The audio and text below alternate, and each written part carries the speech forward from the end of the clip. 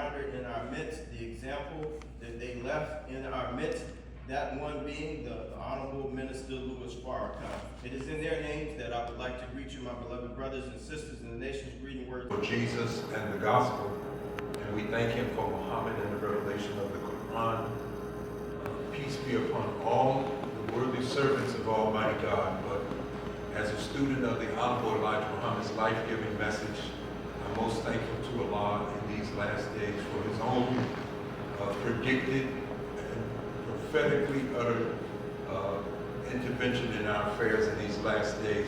We believe is in the person of Master Farrakhan Muhammad, the one who came and raised the most honorable Elijah Muhammad. And we are thankful to the most honorable Elijah Muhammad for his acceptance of this great teacher that thousands followed right there in the city of Detroit and the vicinity. And there's a saying that wisdom is known by its children, not so much the wise one, but the ones that wisdom produces. And so we know that great luminaries have come, such as Minister Malcolm X, Muhammad Ali, and the Honorable Minister Louis Farrakhan, of course, and others. But who was their teacher? Who was the one that was putting these great servants to humanity out on these public platforms? And it was the most honorable Elijah Muhammad. And so I'm thankful to him for his faithfulness in serving us as a people, because he brought black as a term and made it popular among black people as far back as the early 30s. But I would not know either of them. I never met either of them, but I did meet the man that did meet him. And their student, servant, and apostle is my leader, teacher, and guide. That's the Honorable Minister Louis Farrakhan. So please let me greet you in their names once again with the greeting words of peace. We say, Assalamu alaikum.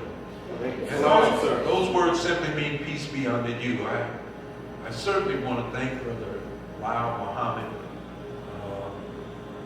servant and helper to the Honorable Minister Louis Farrakhan. We are blessed to have him at Mosque number 12 to help us. And he lives in this town where we used to come some years ago when I first moved to Philadelphia. We used to make frequent visits here to Coatesville, Pennsylvania. And we know that wherever our people are, the truth is desperately needed. And some people think that we only want the truth for black people, but that would be a mistake. We want it for us first, because the Honorable Elijah Muhammad said no one suffered more than us. But once we have it, we have the awesome task of taking this thing around the globe. We know that after the Million Man March, the Honorable Minister Louis Farrakhan conducted at least 3 World Friendship Tours. And everywhere we went, whether they were black, white, brown, olive color, whatever, he was received by thousands and even millions in some countries. So when we think that no one is paying attention to us here, believe me, they know we're here now. That's right. There was a time they did not know, but our presence here has been bulletined all over the world, and they are very concerned. I can say from the reports we got from our delegations that we have sent to every part of this planet, they're very concerned about us here. We don't have to really worry about our other people in other parts of the planet concerned about us. Our concern is, are we concerned enough about us to do something to make the kind of difference that's going to be necessary not only for our own lives, but if our children are to have a real future. It's got to be concern for us. We can't wait for them to get concerned about their presence and their future we have to be concerned about it. And we can't be concerned about a future that we cannot live until we're there, except we do something in the here and now. So I'm thankful to Brother Lau for helping to bring this meeting about. It's one of those that we hope to be many. That's right. Our subject today deals with true education, is the passport to freedom. True education. And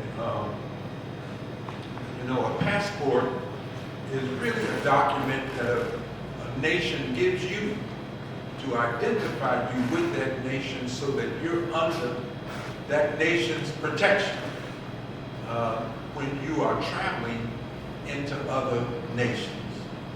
The passports that we use in these United States of America, very powerful documents, because the English language now is spoken globally, even though it's the weakest language of the languages on our planet. Right. Every time you look up a word in the English dictionary, it takes you to another word that the English word came out of, which shows you that it has no origin on this planet. It had to come after someone else spoke another tongue in order for you to have and for me to have the English language. And if someone spoke that language, and that language that they're speaking is derived out of another tongue from another people, then the people who brought us the English language, they could not have been here in the beginning either. There's a lot to learn, and we only have a short time to do it. Brother Lau mentioned that we were students, and I'm a student minister also. We'll leave the planet learning.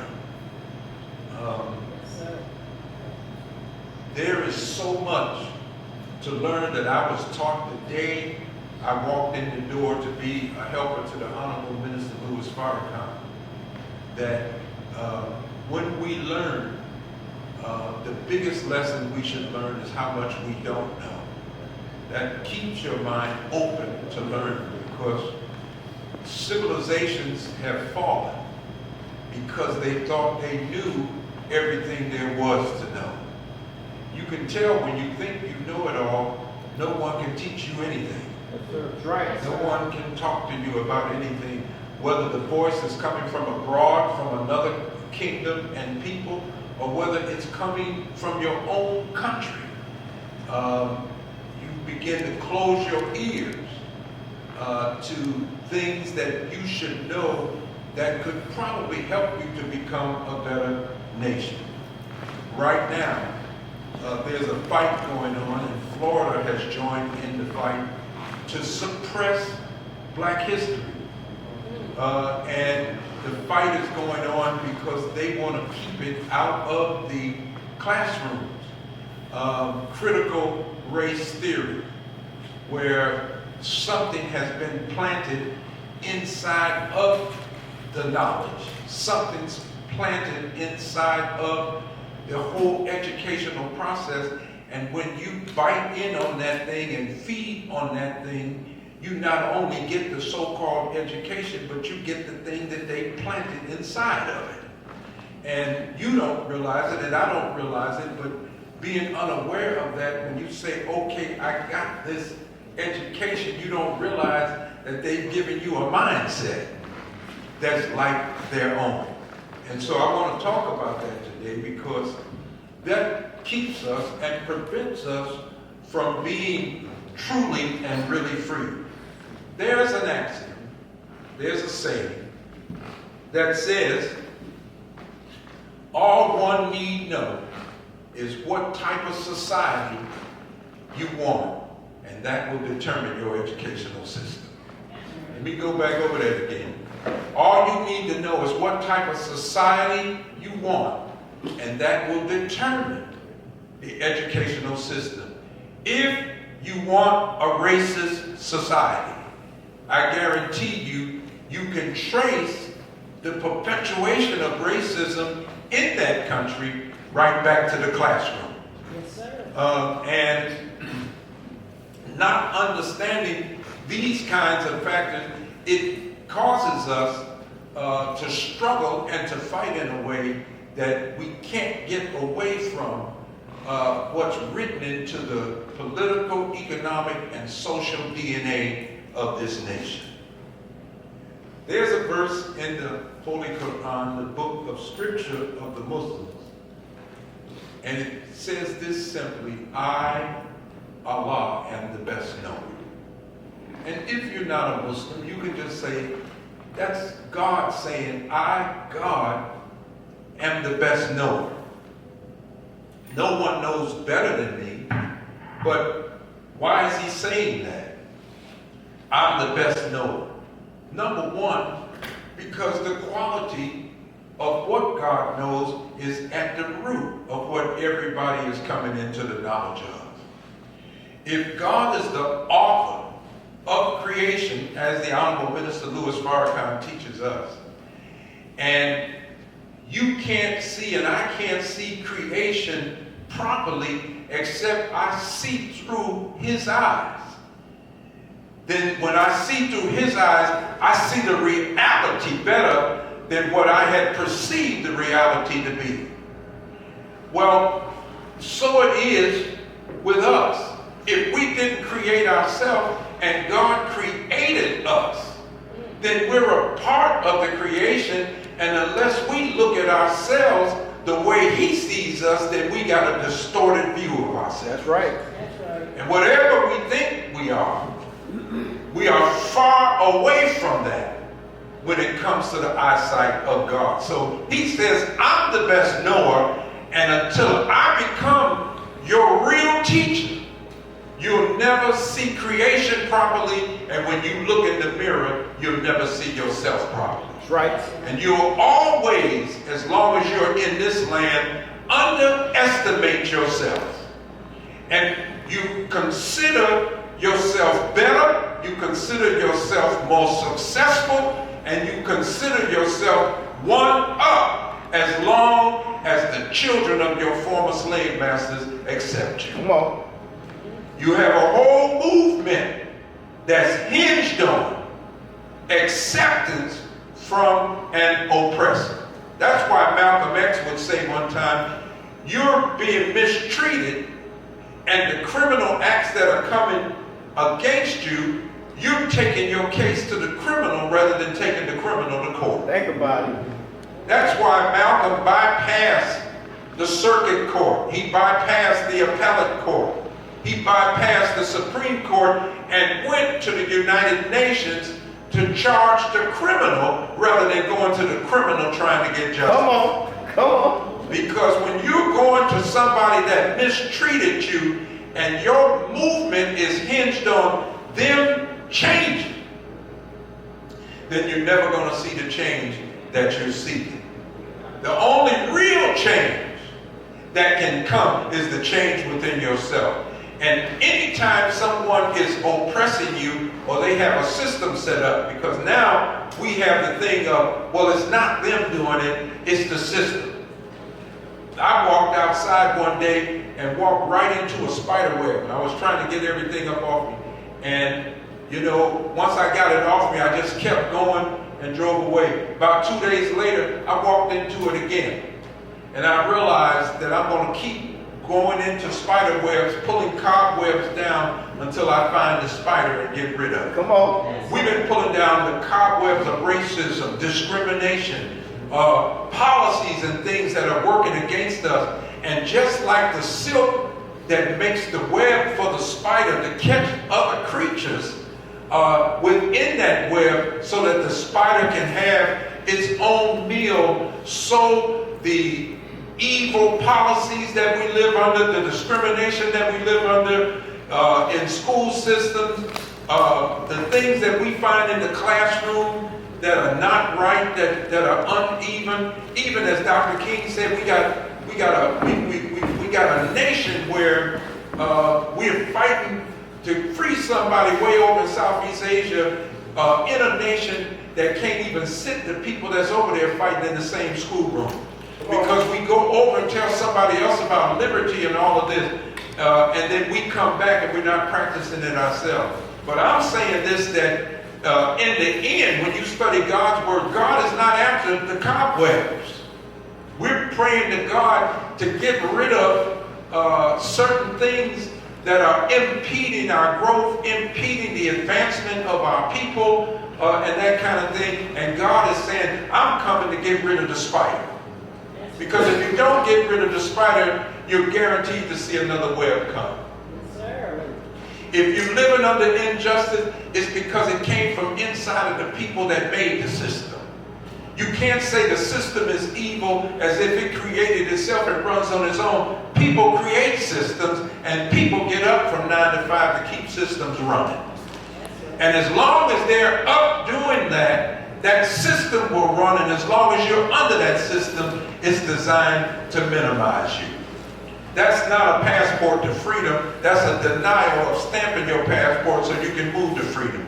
You're not free until you're allowed to be in an environment, a political environment, a social environment, a cultural environment, an institutional environment that allows you and I to develop. So Allah says, I'm the best knower, and I can bring you. Now, I know you better than you know yourself. And when you come under God and you begin to develop there, there's no one that can frustrate his will to stop your development. That's right. Well, we're going to stop this young man named Malcolm Little. He's smart, he's president of his class, he's in the 7th grade. We're not going to let him go no further. We got a design for him, and we're going to deposit him into the subculture of the streets. Now he's just a cheap hustler, a pimp, and doing these kinds of things. Well, we can just about write him off now. But he came in contact with a man that met with God. That's right. That was the claim of the Honorable Elijah Muhammad. And they said, well, wait a minute, he's only been to the 4th grade in school. But how can he get so far? Even as the Bible said, how is this man without letters yet learn? Because no one sat at the Honorable Elijah Muhammad's table and left the table saying he was an ignorant man. Even if whites sat down with him, they respected him. And even though they found despicable names to call us, you could not find white folks that were sitting at his table calling him the same names that he was referring to the rest of his people as. So what was it that he had? What kind of education did he have? Because whatever it was, when Malcolm got it, going no higher than the 8th grade, in the present civilization that we're in, he handcuffed every scholar the white man sent before. That's right. That's right. Then he went abroad.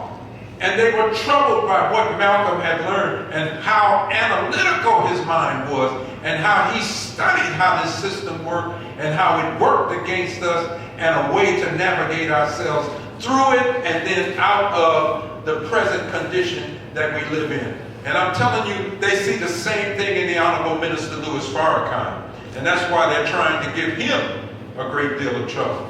Right now, what kind of society do you want? We want a society with a handful rule over the many.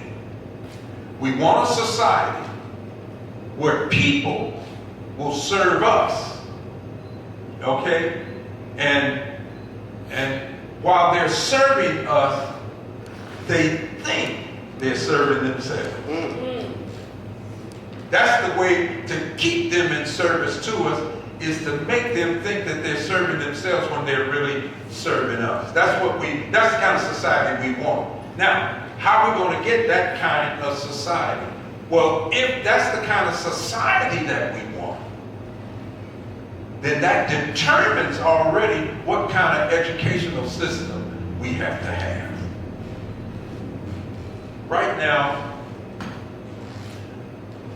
national statistics show, without even separating color, 42 million Americans are illiterate. They can't read and write.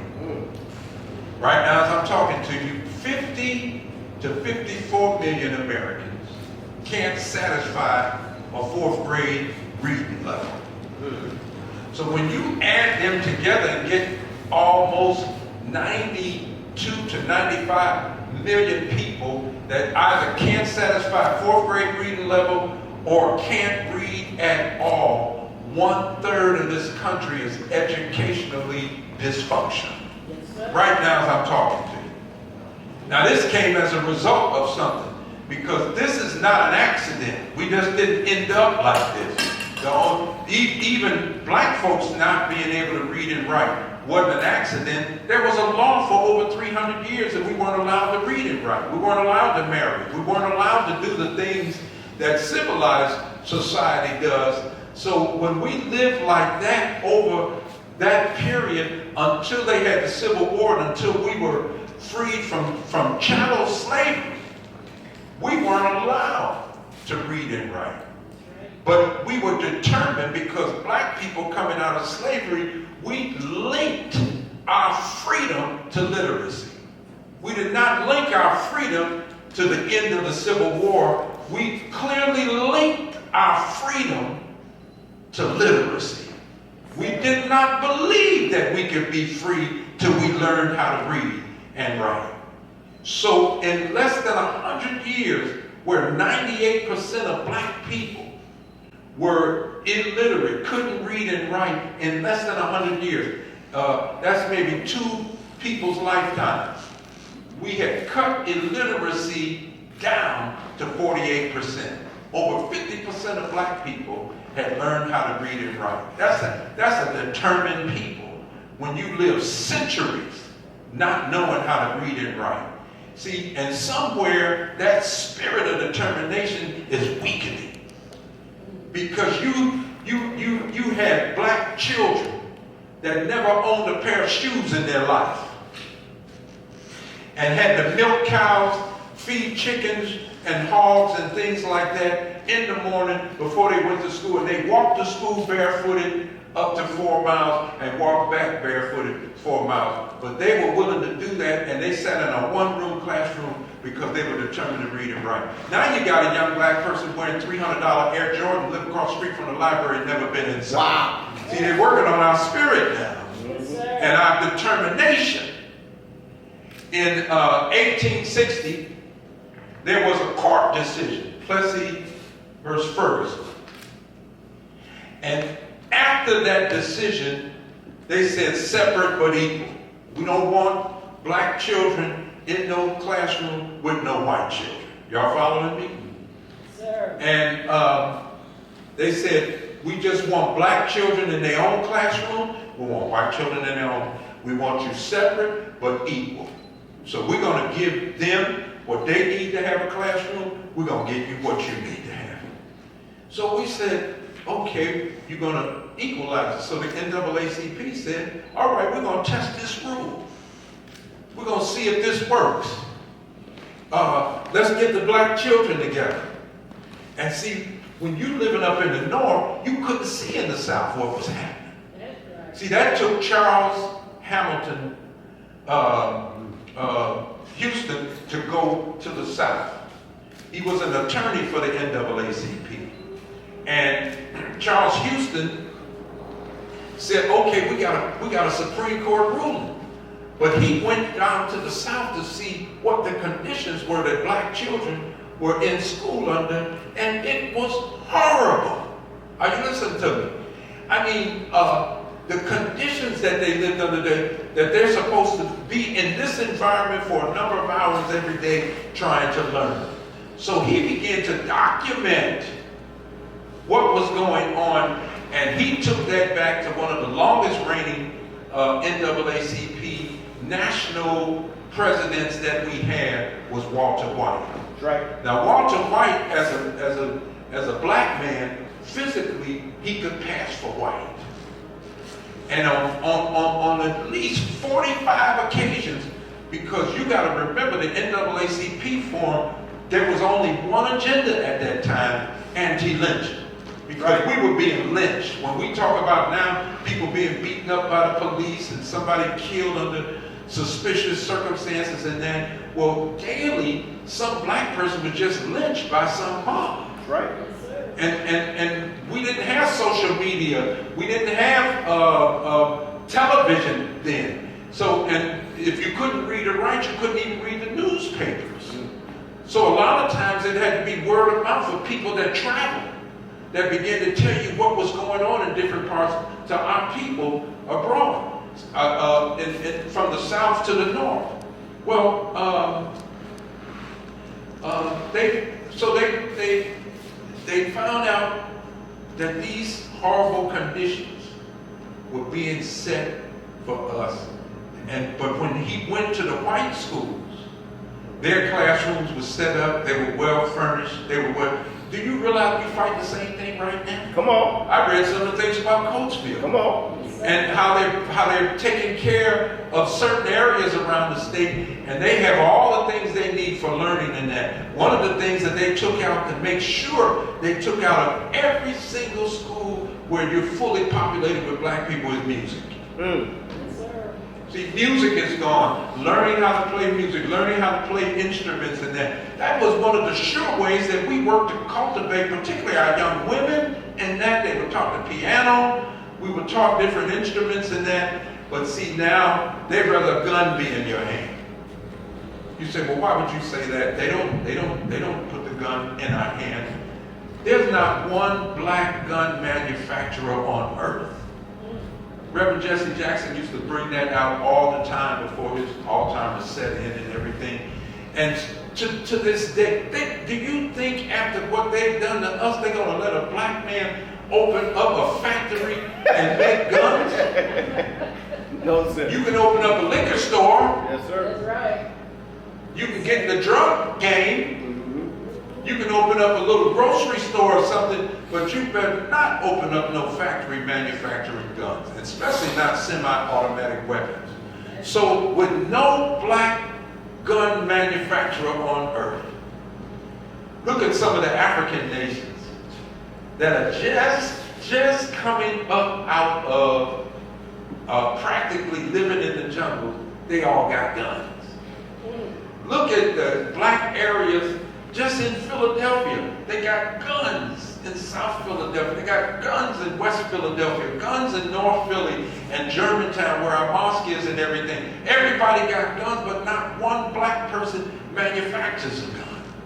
Right. So that somebody has gone through a lot of trouble to make sure that guns are there. Yes, sir. You know, when y'all call white people devils, you know, we sit around and we can see evil and can't see the devil. That's blind. You're blind when you're like that. And devil doesn't mean, just as the Honorable Minister Louis Farrakhan said, any person that gives themselves over to the weakness of themselves becomes a devil in human form. That's right. So that's a black person or a white person. Yes, sir. But we're talking about a group of people that have practiced evil and made it a policy, the evil that they do to us, so the Honorable Elijah Muhammad teaches. So if we go back to what Charles Houston did, he began to build a battery of legal gladiators. That's how we ended up with the NAACP Legal Defense Fund. Because the NAACP realized, when the NAACP started out, you gotta realize, they were protesting on the streets like everybody else. But then they realized, you know, we're protesting, we're dramatizing, we're publicizing our case, but it ain't changing nothing. Come on. Walter White realized, if we're gonna make a change, we're gonna have to go in the courtroom. So the courtroom became the new battleground for the NAACP. That's why the organization gets so much criticism. Why aren't y'all in the street doing this, that, and the other? We're supposed to be focusing in the NAACP on policy change. And you can't change policy from the street. You can put pressure from the street, Right. but you got to learn how this thing is hardwired and put together. You know, the only creature that can walk on the web is the spider. That's right. He knows how to get around in the web, but everybody else is getting stuck. So Charles Houston realized this, and they began to build a battery of lawyers so that they said we can go after this thing to make change. Plessy, but separate but equal wasn't working because the man who said it was going to work lied to us. Now he's taking everybody's tax dollar, making sure white children are taken care of, and black children are being completely neglected with our own tax money. Yes, sir. And you have to understand and put it all in context that after the Civil War, 1865, the only skilled workers in America were black men. All of your carpenters, your plumbers, your masons, your roofers, and everything, in 1865, all of them were black men. Why? Because a white man wouldn't be caught dead doing carpentry work, plumbing work, roofing work, and all of that. It was given to the slaves. That's right. Now go check the records. That's why history records that after 1865, black folks built from 60 to 100 towns of their own. We built those towns. We only heard about Tulsa and Rosewood in Florida, but there were nearly 100 of those. The Tulsa stood out, right? No. Because we built our own banks, hotels, everything there. And the black folks in Tulsa, they became, per capita, some of the most wealthiest people in America in their day, right? And they were envied by the surrounding white community. And they looked for any incident to find occasion to come after us, to be able to subdue us and take what we have. Right now, if we get angry about a black person getting killed and the community just snaps and we start busting the windows of the stores, and then people run into stores and loot, they say, why are you guys tearing up your own community? And why are you all looting and everything? What does that have to do with the movement? And see, this is how devilishment works. When they came into Black Wall Street in Tulsa, they burned up our houses. Yep. Listen to what I'm saying. Yeah. They busted in all our businesses. Right. They took all of our personal wealth. How do we know? Now they're starting to tell the truth. When black women came back to find out what was left after they burnt down the town, they killed 300 of us coming through the town and everything. They actually saw the white women with their pearls on and their wigs on and everything. I mean, this was a visual that they could see the white folks around, walking around with their personal possessions because they had looted us. That was just Tulsa. We didn't even mention Rosewood, where the black men learned how to take the bark of trees and whatever the process is, they used to make turpentine. See, the Lowe's and the Home Depots that you got now, when you buy paint, you can wash it off with soap and water. But paint usually didn't come off like that. That's right. Yes, sir. See, back then, people remember if you didn't have turpentine, sometimes you couldn't get that paint off of you because it had lead in it and everything. So these black men made turpentine in Florida, and they made enough to generate money. They built their own town, they built their own bank, and everything. It was called Rosewood, Florida. And I didn't know about them until someone called me and said, would you bring them on your radio show? So the children I brought on my radio show, the reason they couldn't take the town as fast in 1923, because the black men had been to war. And because they had been to war and knew how to shoot, they were holding them at bay. A white woman was going with a man outside of her marriage. And it was another white man. And whatever happened to that relationship, when it went south, he beat her up.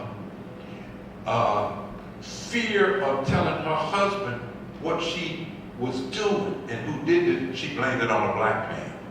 And that news traveled. People came all the way from Chattanooga, Tennessee. They came from Alabama, coming down to Florida. They wanted a war with us because someone said black men had beat this white woman up.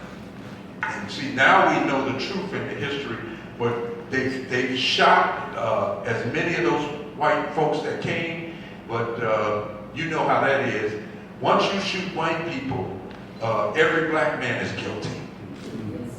So these people were summarily killed and ran away from Rosewood, Florida, and then the state of Florida had to pay some reparation to the children of those black people that lived in Rosewood, Florida.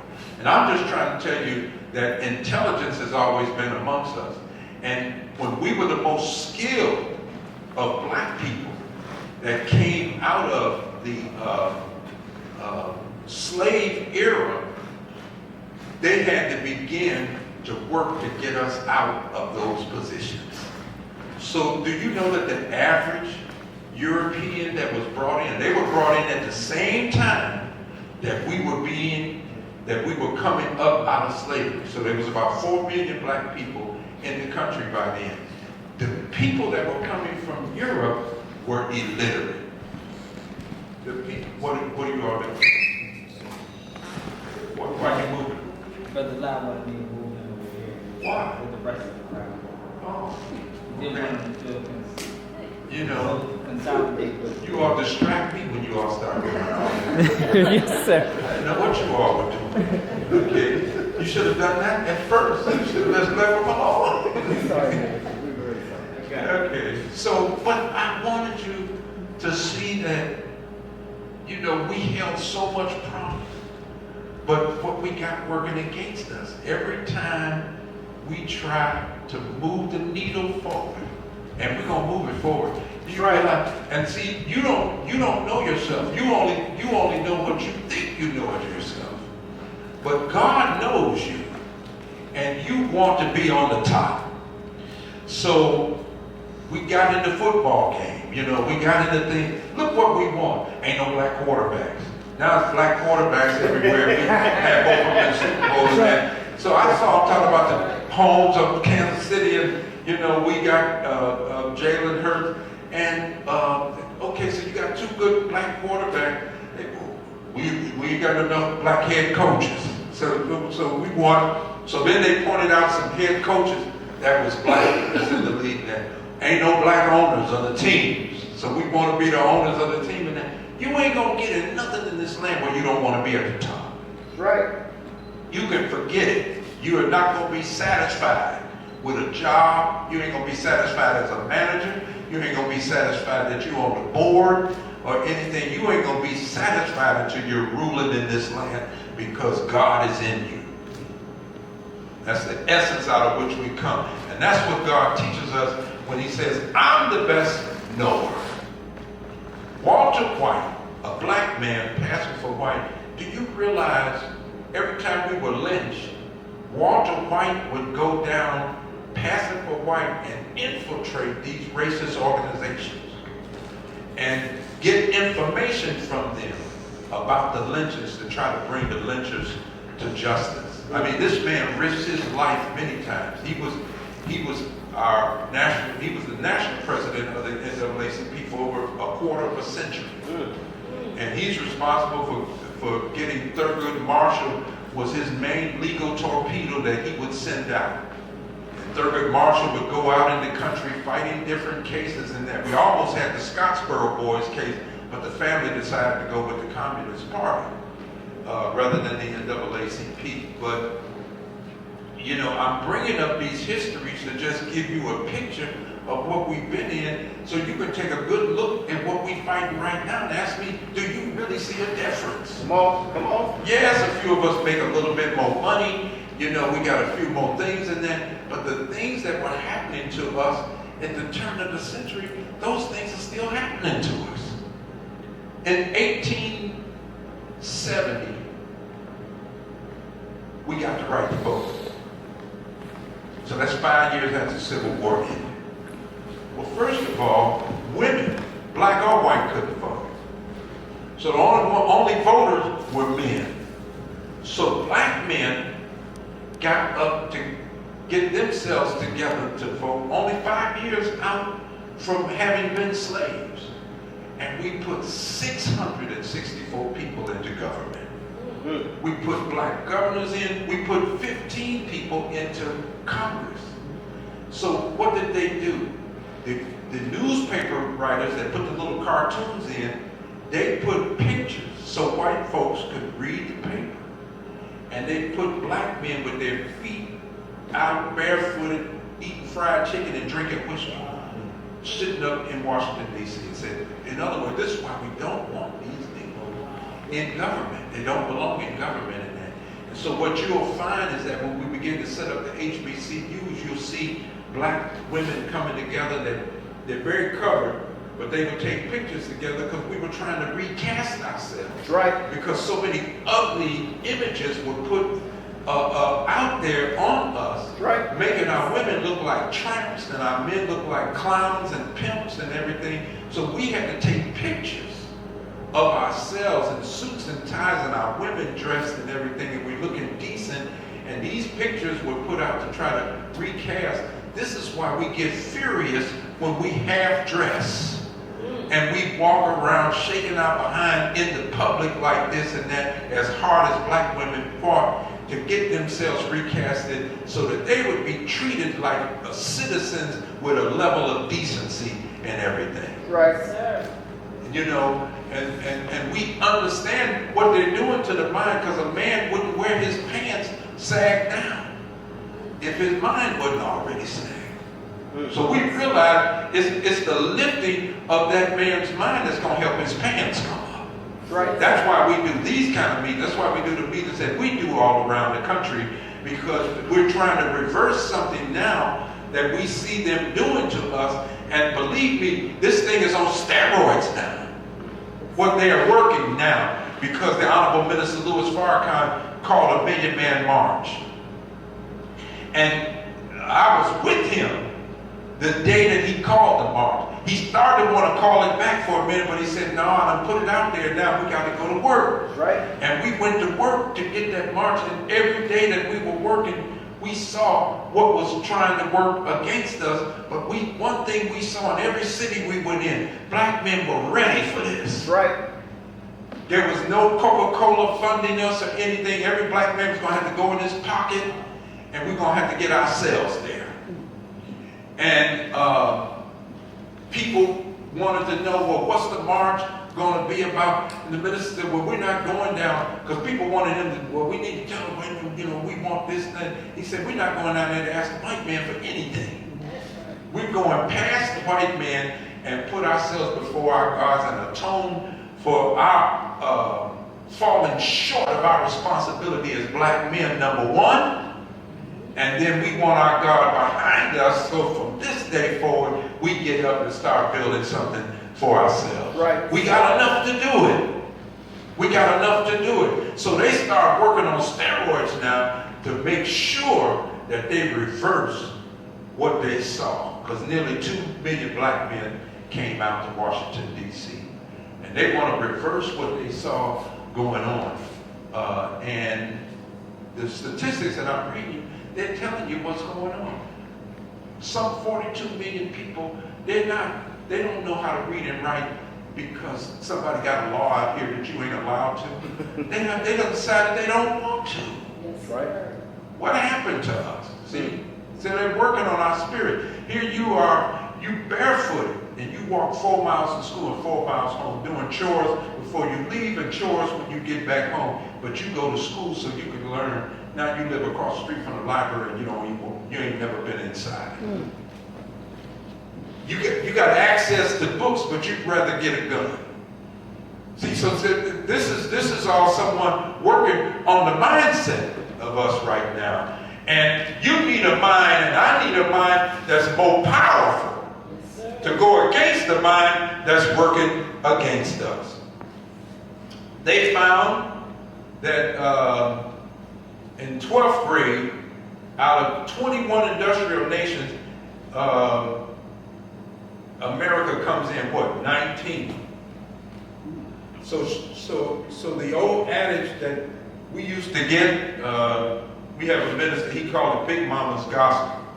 But Big Mama had a gospel, and she said, look, don't dig a ditch for somebody, Because if you're going to do that, you might as well dig 2 of them. That's right. Because you're going to be in it too. Wow. So now, among white children, they've been outpaced by many of these children on the planet. That's right. They spent so much time trying to keep us down, Right. they didn't realize it was keeping them down. That's right. Yes, sir. Look at what Minister Farrakhan says. I don't want to keep you all day on this, but look. And he's talking about the educational challenge. And see, if we don't look at the whole picture, we don't understand the purpose for the thing that we're sitting in. He says all light bulbs have a time factor. I think we all can agree with that, right? The power that lights up the bulb don't have a time factor, but the bulb got one. That's right.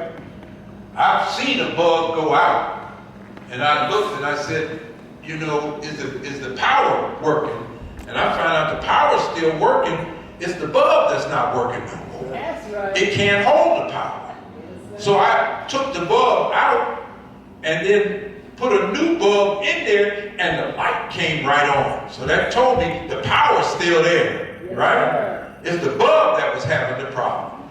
Look what the minister said. The light bulb got a time factor applied to their ability to give light. He said, when the bulb is near the end of its time, it might start flickering as a sign that it will soon go out and it needs to be replaced. Yes, sir. How does that relate to education, Brother Minister? He says, otherwise we end up in total darkness. He says, so at the root of every civilization is a knowledge, inherent in which is an idea that gives energy and direction to that knowledge. That means our idea is behind it. See, we won't admit it, but the attitude that started this nation off is that white is supreme. Yes. Everything that was here had to submit to white. Whether it was the red man who was already here, the black man that they brought over in slave ships, and anyone else that came, they'll call them immigrants, when really he was an immigrant too. That's right. Right? He just showed up here. He's not native to this land. That's right. So, he said, it's not going to help you, brother. The only thing you need to load up with is the mind. We got enough young black people out there that's got loaded guns and unloaded minds. Yes, sir. When it comes to knowledge, your mental chamber is empty. That's right. Because you're not feeding your mind anything that can build you up. Yes, sir. And even you take an ignorant black man and you put millions of dollars in his hand, he's wearing gold that's wearing him down. And some of these things that we get ourselves up in, because, you know, when you've been beaten up as a people, your esteem is shot, your self-worth is shot, your value level of how you see yourself is shot.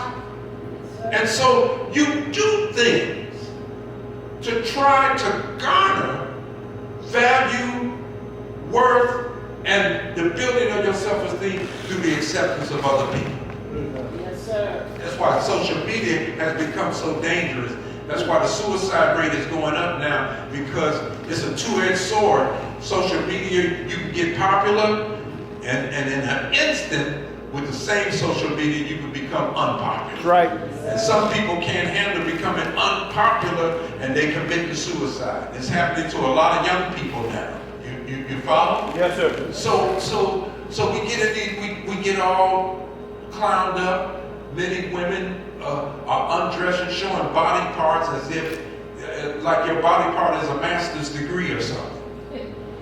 You know, like somehow that's elevating me because I'm less dressed out here and somebody can look at me. See, the way God has created us, we spiritual beings in a physical body.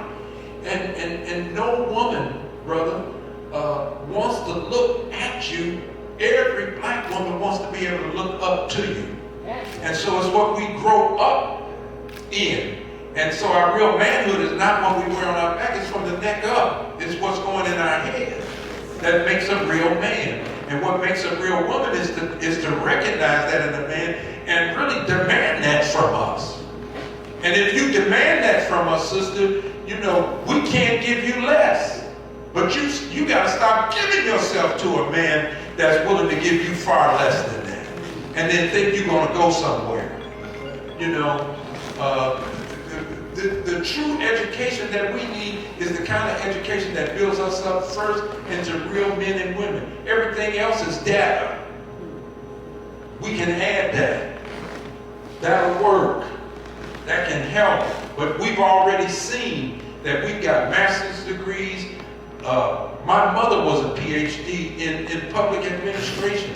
I know about degrees. My sister has 2 master's degrees. I lived in a house with people with degrees. I got family with degrees every way you can turn and everything. But they don't know how to get us out of this. Come on. We got Harvard. We got Princeton. We got Yale. Just think with me for a minute. We got some of the best institutions for learning in the world. And they don't come out of those institutions knowing how to fix the problems that they got. Right. Just think of it. Where is the light to show you how to get out of this? Why is it every time we turn on the news and you got to go to school to be a journalist and come on television in front of people, all you got is bad news? Where is the good news that Jesus, that this land is built on, who preached the gospel, and gospel means good news. That's right. And good news is turning out to be a feel-good session in a religious setting. Even the religions don't have a way out. All they got is a ritual. But the human being is looking for something beyond the ritual. That's why the Honorable Minister Louis Farrakhan teaches us that, you know, if you're in religion and you're not growing closer and closer to God's thoughts and becoming a better person, then religion is just a cover. And all you got left in religion is rituals. Well, it's time for communion. We'll say it's time for Ramadan. It's time for us to go to Hajj in Mecca or something. Or somebody's got Hanukkah. Or somebody's got this. We got all these rituals. But the Honorable Minister Louis Farrakhan said, no, you can't just teach religion. You got to teach the principle that undergirds that religion. That will show you that stored up in every ritual is a greater truth. And that's what the human being is looking for. That's right. The human being wants an education that will give them the power to soar above every problem that they have in their life. And that's why our children are rejecting religion. And our children are starting to ask some of the hard questions. Somebody will argue with me, you know, Muhammad, I don't want Islam. I'm in the church, and I started in the church. And I got smarter. I stopped arguing with people. I see the little children, little grandchildren, and I see the little children running around. I say, okay, you don't want nothing to do with Islam. What's that little girl's name? Oh, her name's Aisha. What's his name? Jamal. Now you're giving your grandbabies Muslim names, but you don't want nothing to do with Islam. Come on. Are you following what I'm saying? Yes, sir. And they're not bad people. Malcolm used to argue and fuss and fight. Now, Honorable Elijah Muhammad told him, look at this water here. I put some soil in there. The water's foul. If you offer this to the people, they'll drink it. But he said, but let me pour a clean glass. And let them see a clean glass next to the dirty glass. You don't even have to argue. They're always going to make the better choice. When they saw names like Aisha, when they saw names like Jamal and Sharif and that kind of thing, and they started sizing up Chuck and Billy and Susie and Heather, they said, we don't want them names no more. We're going to name the baby this, that, and the other. And this is why the Quran sat up for years in the Library of Congress, and they didn't want us to read it.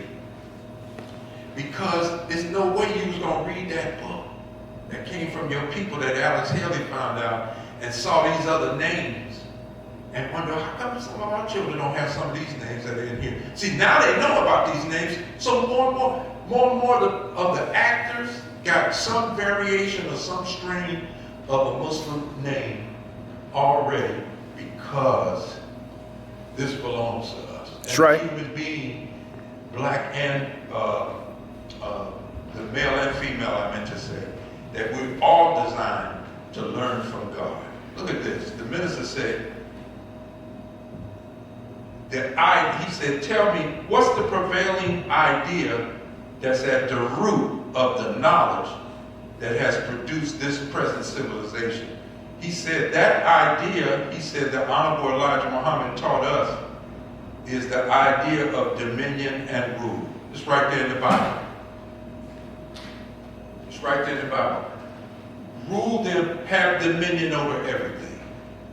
And the only way I'm going to keep dominion, I got to omit some history here. And if I omit some history here and just teach them what I want them to know, then I got a design set up where they'll always serve me. And that's why you saw a scene in the movie Malcolm X, and he's talking to the brothers in the prison, and the guy said, watch out, man, this cat is heavy on religion and everything. So Malcolm gets up and says, what color was Jesus? What color were the people in that part of the world? Why don't you just get to your question that you want to ask me and everything? And see, he said to Malcolm and declared, God is white, isn't it obvious? And Malcolm looked and said, that's obvious, but you can't prove it. Are you following? Because genetically, and that's where the word Genesis comes from. It comes from the word genes. So there's a whole genetic history in there. And when you study that genetically, he couldn't produce us. And that's what Mendel said. That's one of their own geneticists. That's right. That's right. But they found out we can produce them. So he can't be the first man that was here. And here's the Bible saying, out of one blood came all men. Now that's not an occasion for us to go around in the earth boasting, but to know the origin of everything. This is Allah saying, I'm the best knower. I know who was here. We know somebody was here before them because they didn't build a pyramid. That's right.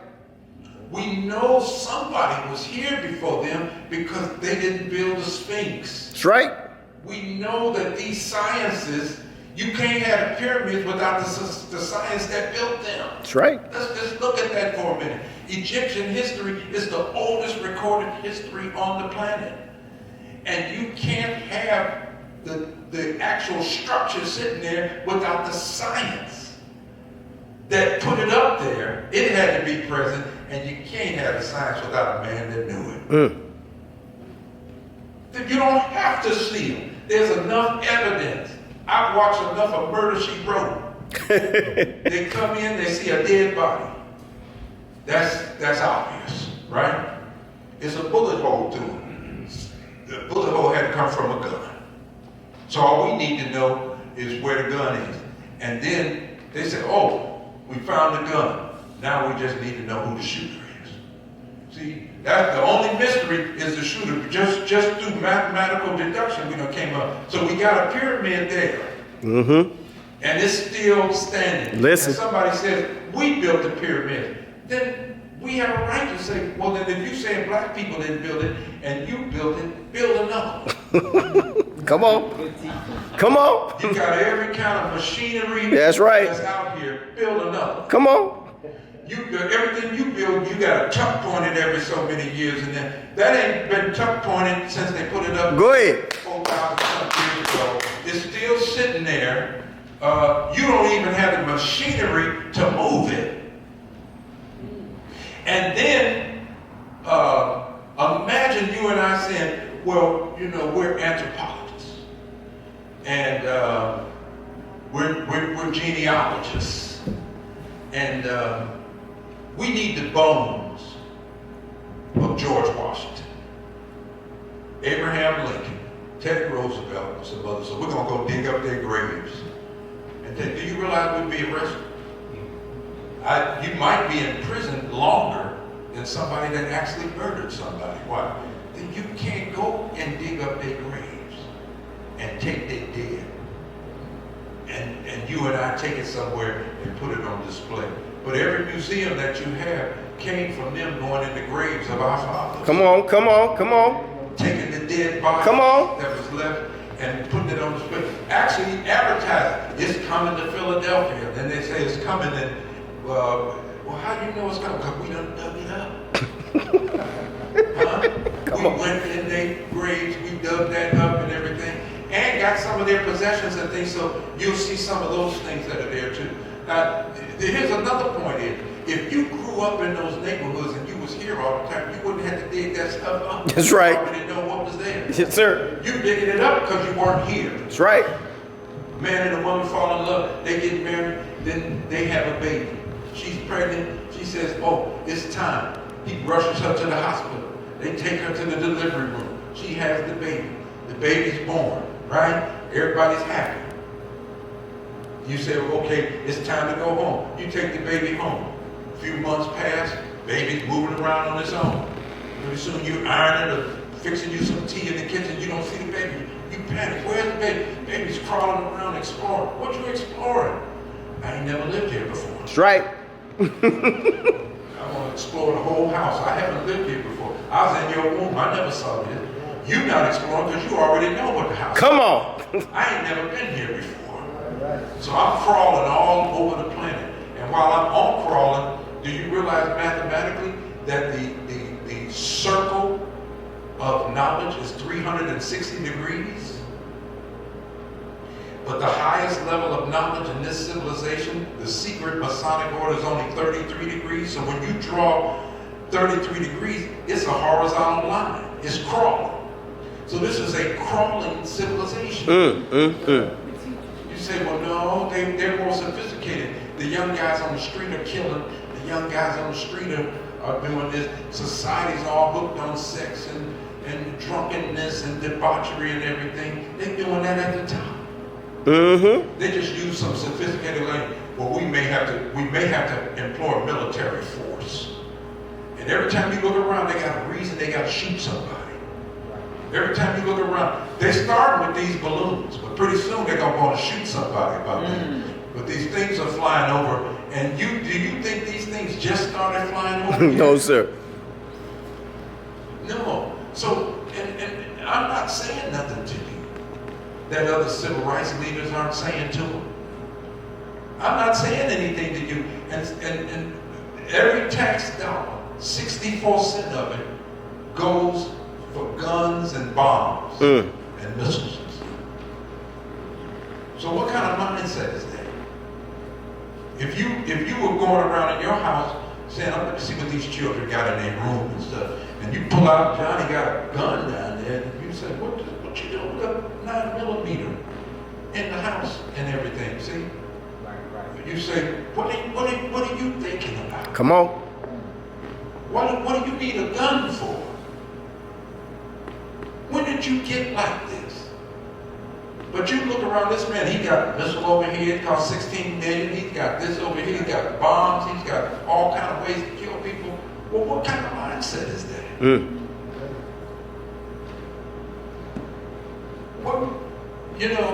What's at the root of this civilization, and what kind of idea is giving it this energy? The Honorable Louis Farrakhan said, the attitude in this country was that white was supreme. Then, from the attitude, they set up a belief system. Pretty soon, you start believing it. If you're white, you believe it. It don't make no difference whether you live at the top of civilization and got maids and butlers and everything. You can be a trailer park, Ham's beer drinking white person. You still believe it. Yes, sir. Why? Because they made you believe it now. They set up a belief system. Then how do I perpetuate the idea? When you want to perpetuate something, you want to be sure that the next generation believes the same thing you believe. That's right. Because if they slip up and stop believing that, then they won't be able to dominate and rule. So you have to poison the educational system in order to bring that about. The minister told us once an experience he had with Minister Malcolm X when he was a younger minister, and they went to a white university, and Malcolm went to talk to them about Elijah Muhammad's teaching and everything, and he called them devils, and he told them about their past and in the caves and everything, and the minister said his heart was pounding, but he said, man, we gonna get in trouble.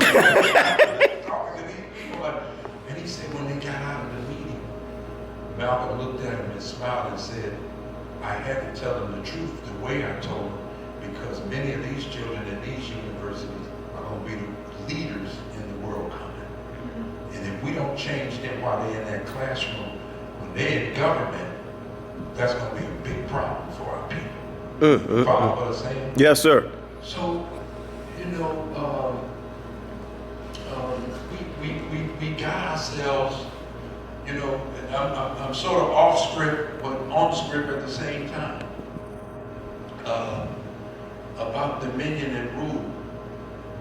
It's called, now everybody's willing to say white supremacy. But when you have a belief system and everybody believes that black should be under white, and when you say why, then they have to come up with reasons why. So we were taught, we have to learn the knowledge of self. We got to learn who we are physiologically or biologically. We got to learn who we are. Guess what? We have to learn who we are genetically. And we have to learn who we are spiritually in our relationship to God. And you got to learn who you are historically. We didn't know, but they were going to come out with a reason on every one of them levels. Why not? Have you ever heard of Dr. Shockley? Dr. Shockley came out with the whole scientific premise that the black man and woman are genetically inferior. In other words, look, I'm white. We're superior. I can't do anything about it. The black man is genetically inferior. Look at him. I got him mopping the floor in a building that I run and everything. It's like Reverend Sharpton had to tell somebody. He wrote it way back, and he was trying to catch us because we were building a class within ourselves, and we got the schooling, because real education is to bring what's in you, the best in you that God put there, out of you. We haven't been educated yet. We've been schooled and indoctrinated. Right. Are you following? Yes, sir. And we have been given a script to follow. And that if we would follow that script and get along with him, you see, if we follow the script and get along with him, he's willing to move us up. He's willing to put dollars in our pocket. They offered Minister Farrakhan, they said, you're a wonderful speaker, man. Take this $2 million for a star. Go on and preach, man. If you want to preach liberation to your people, Farrakhan, go on and do it. Just don't preach it in the name of the Honorable Elijah Muhammad. And of course, he told him to go to hell. That's right. Because he said, if I'm right, I'll get that and some by preaching what I'm preaching in the name of the man that I'm preaching it about. And so you saw that in the book of Matthew, because Jesus had fasted 40 days a night, and the Bible said, and he was hungry. And Satan appeared to him.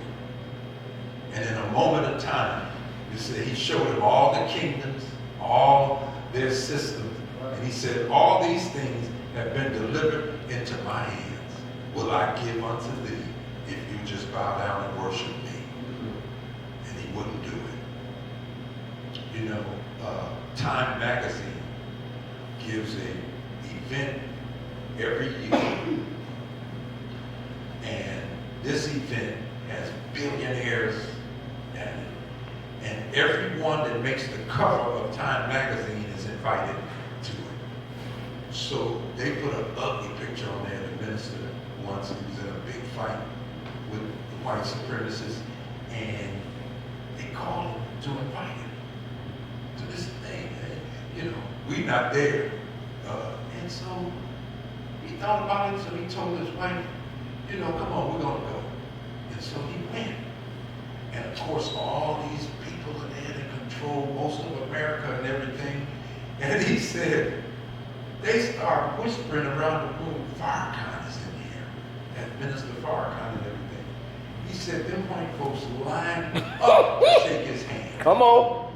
Billy Graham, Sharon Stone, just all kinds of actresses and everybody stood up and said, because when you stand up for what you believe in, and they know damn well it's superior to what they're giving our people and that, they may not love you, but they damn sure gonna respect. That's right. That's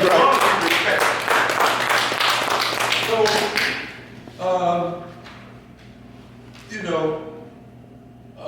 family, so much has happened in education that I could go over, but I won't bore you with all of that. But Woodrow Wilson was a president, and of course the NAACP had to fight him too. What we have to understand about Woodrow Wilson coming out of, and he was the president of Princeton also, he's the designer of the present educational formula that we have. He's the designer of it now. He wanted an education for the elite, a ruling class of people. He said that we have to have another tier of education for the masses so that they can serve the upper classes of people. And the upper classes of people on this planet can't be over 5,000 people for the whole planet, even though there's billions of people on the planet. They have no intention of letting people into that class. And so one of the barriers that they set up is the way that they educate us. And so the way that they educate us, it's a two-tier thing. When the NAACP started fighting Woodrow Wilson, of course, he had took that movie, The Birth of a Nation, and showed it in the White House.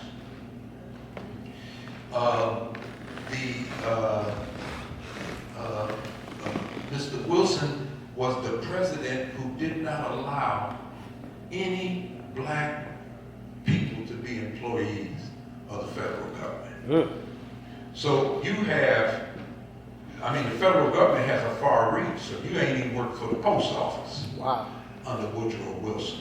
So this was a racist president who, he didn't act like Donald Trump, but his policies did. You see? And so this is the man responsible for the model that we have of education, so that we can't never, they designed it so that I don't care what you learn in that classroom, you're not going to get beyond this. So we in the Nation of Islam, we see ourselves under the scholarship of God. We have no problem with people wanting to learn in the present educational system. I went to DePaul University in Chicago, but at the same time, you'll know better how to come out. So I look at it like a jailbreak.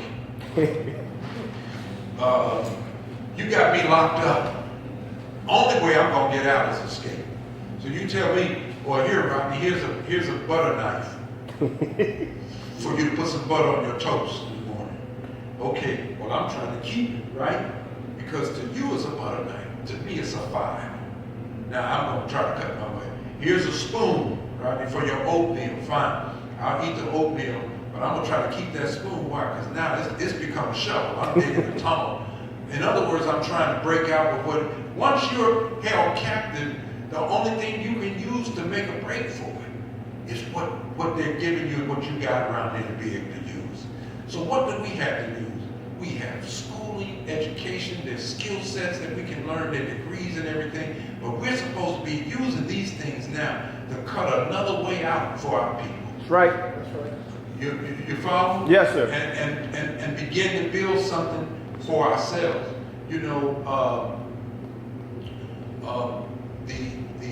The things that are set up in the city, the cities that are set up, we don't have. All we have basically is a stage and a platform to make a protest, but they try to make sure that you never really ever made change. And And that's going to be the problem that we're going to have. They want to make sure the civil rights organizations are there so we can feel comfortable that something's being done. But the thing is, the way they got it set up, nothing is being done. Are you following? Yes, sir. That can really help us to make change. And we have a few voices out there like Dr. Claude Anderson and others who know that unless we make our educational system design it so that our children can compete Come on. with others around the globe, our children are not going to have a bright future because this civilization has plateaued. She has reached as high as she's going to go. Dr. King warned her that she couldn't reconcile with wisdom, justice, and love, and that America had grown to the point that she felt like she had everything to teach others, but nothing to learn from them. And when you, Dr. King realized, when you get to a point like this, you're not open to a way to come out of your own destructive behavior. Wow. We don't have to worry about Russia blowing up America. They don't have to worry about Japan. And they're always telling us in order to keep the American people safe. If the American people ain't safe with Saddam Hussein and some people over there in Afghanistan, which was the last people they said we was under the threat of, how come the white businessmen that were over there didn't get killed? Come on. Come on. Every country they tell us we want to send the military over there to keep Americans safe, but the white businessmen who were American, they didn't get murdered when they were over there. Nope. Not one of them has been murdered. And they're over there ripping these countries off That's right. for their natural resources, subjugating their people to horrible levels of poverty. And the problem is the American people, even too many civil rights organizations, have no idea what this country is doing in terms of foreign policy. But we know what it's doing in foreign policy because the way you act at home is the way you act abroad. That's right. So I don't have to figure out, well, what are they trying to do to the Chinese over here? What are they trying to do? All I got to do is look at what you're doing to me over here, and I know wherever you go, you're doing the same thing to them. That's right. And what makes it dangerous for us is we think everybody likes America, and she's losing friends around the globe. So our real passport is not something that they give us to be stamped. Our real passport is being identified by a God that's going to take us to some higher levels. We can help white folks in America. Believe me, there are some that want to be helped. There are some that truly want to be. There are some that don't want to do you evil, but they're afraid that if they help you too much, that they can get classified as an enemy to their own and come under powers and that kind of thing. So we've got to understand that primarily we on our own. It's us and our God. And really, it's always been like that. It's always been like that. But our failure to realize it. One of the things when I was president of the NAACP in Philadelphia, I had to tell people, you all are watching the news and you think the immigration fight is about the Mexicans that are coming over and the people from South America that's coming over. But we were watching the Haitians, black Haitians, That's right. that were coming in. They were the ones being sent back. That's right. They weren't sending these others back. They're arguing over them, but they ain't sending them back. But the black Haitians, they were sending all them back to Haiti. They weren't being allowed to come to the country. So we filed, the NAACP, we filed a suit against them in Florida, but we had to file it against this government for sending those Haitians back to their country because they weren't even showing the black people that were being rejected and sent back out of the country and everything. So you know, television is not even showing us everything. They're showing us what they want us to see. Right. And we could see that. You didn't need to be with Minister Farrakhan to see that. We saw that from the NAACP because our branches down there began to alert us. There's so much more I can share with you. But I don't know if you can look him up but you look up Robert Franklin Williams.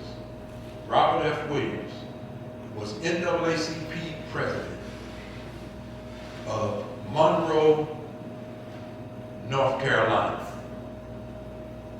And he was an ex-Marine. In North Carolina, we were constantly being visited openly and violently by the Ku Klux Klan. So Robert Williams, president of the branch, decided we ain't gonna make it like this. And 75 of their members, they armed themselves. So they had a big shootout with the Klan. And guess what? To this day, the Klan never came back. Now, Robert Williams couldn't remain president of the branch. I don't think the bylaws. but the Klan never came back. Listen. No other black people were ever attacked by, because they need you scared. That's right. They need you frightened. They need you succumbing to their attack. They didn't come to fight. They just came to grab one of us and lynch one of us and carry on the terror tactics that were going on in the South. And so Robert Williams, he had to get out of the country because he helped a white couple that, he and his wife, they helped a white couple that were really trying to work with black folks, and they sympathized with what was happening to them in Carolina. But long thing short, they charged him with kidnapping. See, they were protecting the white folks from getting, so they said they put trumped up charges on him that he had kidnapped. So rather than go to prison, he left the country, right? And then he lived in Cuba, because Castro had took over Cuba, and then he lived in China, and then he lived part of his life, I think, in Canada. But when he died, Rosa Parks eulogized him because he was an NAACP member. Wow. Yeah, and we have many things that our organizations have done, and we hope in some of the weeks coming as we hold meetings here that we can lift some of these stories about our fight and our sojourn here, because it's one heck of a story, of what we have been able to do, because we're still a resilient people. That's right. And we had to use everything that we do as a platform. Lena Horne worked with the NAACP. Once she got real popular, clubs had just wanted her. These white folks just wanted her at these clubs. She refused to go because of segregation. That cut them off from revenue making opportunities. Are you following? Yes, sir. You fight the way you can from the platform that you're on. That's all I'm saying. Yes, sir. And so there were many that fought in many different ways and things that we had done. And I just think that our children are not getting a real picture of their history. And it's very hard for them to hold an image where they feel valued. Come on. Come as on. long as they let somebody else tell their story. A true education is the passport to freedom. Tell the children the truth. That's right.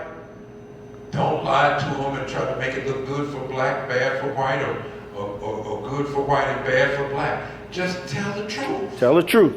And let the chips fall where they may. But white America wants to take out certain things that will bring these truths back to the classroom. Now, I have to admit, I'm not for adding LGBTQ things inside of black history. If we're going to fight for it, then just fight for that. But don't put that in there and then say that's fighting for black history, because when we were getting lynched and everything, it wasn't about LGBTQ or anything. It was about black folks. That's right. Getting lynched. That's right. Black folks getting killed, not because you were said to be queer, transgender, or anything. You was killed because of the color of your skin. That's it. That's it. When Malcolm said that, he said, they don't hang me because I'm a Muslim, They don't hang you because you're a Christian. They hang us both because we're black. That's right. And it was black, and your black skin was your identity. That's it. And too often today, your black skin is a weapon. So if you're black walking down the street and you get killed, they say, we feared for our lives. That's what the police say. They the ones got the gun. That's right. And the authority to use the gun. That's right. They'll always say, we feared for our lives. And people that are afraid of you because of the color of your skin have no business in your community in the first place. Thank you for listening, Isolate. Well, Thank you, Brother Miles. Thank you for having me. I didn't know if anybody had any questions, but I didn't want to keep you. Yes, but I thank you all again for listening to us this Saturday. We want to have some more meetings. We want to set up some real workshops to work some things. I know that I read the things about education here in Coatesville. I read some of the testimonies and the things people are going through. But you got to realize, if your child is hungry and you put a plate of food in front of them and they push it away, ain't nothing wrong with the child. Something's wrong with what you got on the plate. And so our children are sitting in these classrooms all over this country, and there's not a child that doesn't want to learn. And you know what, little children, they ask you 1,000 questions about what is this, what's that, what's this. So you grow up hungry for knowledge. And anybody that's pushing it away is something wrong with the knowledge that they put there. And I would respectfully say to us that our children need to be debriefed from indoctrination. Right. And be put into an environment of real education, which means to cultivate something that God has already put there. The civilization that we're in doesn't recognize your God and doesn't recognize what God has put in you. And if they did, then they want to suppress it and hide it. But you've got to admit, this is not working. And our children, though we may have tolerated it, we've given birth to a generation that God has stirred in their hearts to rebel against the systems that their grandparents and parents have accepted. They will never accept this system. And so that means that this system has come to an end. And except they find a way to grow, because God's knowledge is absolute. Our knowledge is not absolute. We could stand to go back and revamp this educational system. They do not need to be using what they used in the 1800s as a format for how to train us in a day when the children got cell phones and stuff, and they know how to do more with them phones than any of us sitting in this room know how to do it. I know how to text, get one. I could look at an email, I look at Facebook or something. I can make a call and get one. But they'd be doing all kinds of stuff. Like propped up in and doing everything. But then I'm being told these children can't learn. These children don't have it up here. And they don't have what it takes to learn. And they can do more things with that phone than I can. So we should not accept that. We should fight against that. And you can't expect. I went to Shoemaker, black neighborhood in Philadelphia. It's a charter school that runs it. I just didn't know. It got past. And then the bell rang, and it was time to let the children out to get ready to change the classroom. And before the bell rings, the teacher comes out first. I looked down the hallway, almost every teacher was a young white female. They don't know there's a cultural disconnect. Right. They need to get in high school. But I found out that when you're willing to work in these urban centers like this for 2 or 3 years, they cancel your student debt. So they're getting their student loan debt canceled completely out because they're willing to come down to these areas and work in these areas for these poor black children. Right. 15 cents. Thank you, Student Minister Rodney. Yes, let's give a round of applause. Thank you for a very, very full meal.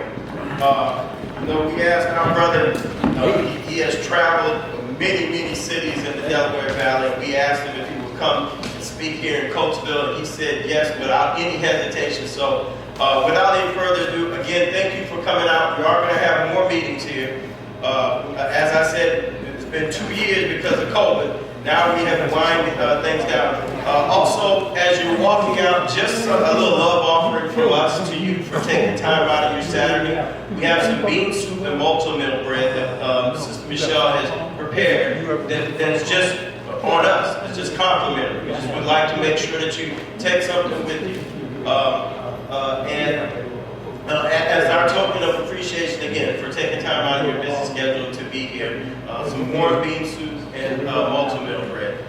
So with that being said, brothers and sisters, again, we're going to have more meetings here. As we move forward, we're going to be going to Chicago next week, but after that, when we come back, just keep your ears open. You're going to hear a lot more activity from the Nation of Islam. You know, COVID's over, and we're ready to get back to what we had originally intended to do here in Coatesville, which Student Minister Rodney, as he mentioned, he came throughout this area over and over again for many, many years. We had Muhammad Ali was here, Malcolm X was in Coatesville, so it ain't like the Nation of Islam's activity in Coatesville would be new. But your brother and my wife, Sister Michelle, and the believers here in Coatesville look to keep things moving right here in Coatesville. So for those of you who want to study more, learn more, and so that we can have more of these engagements, we'll start and get that going again. So with that being said, just like we open our meeting in prayer, we want to close our meeting in prayer. So if you would just stand for just a moment, we'll close in prayer. Prayer time. Position of prayer. In the name of Allah, the beneficent, the merciful, all praise is due to Allah, the Lord of the world, the beneficent, the most merciful, who has this day of judgment, which we now live. He alone do we serve, and He alone do we seek thine aid.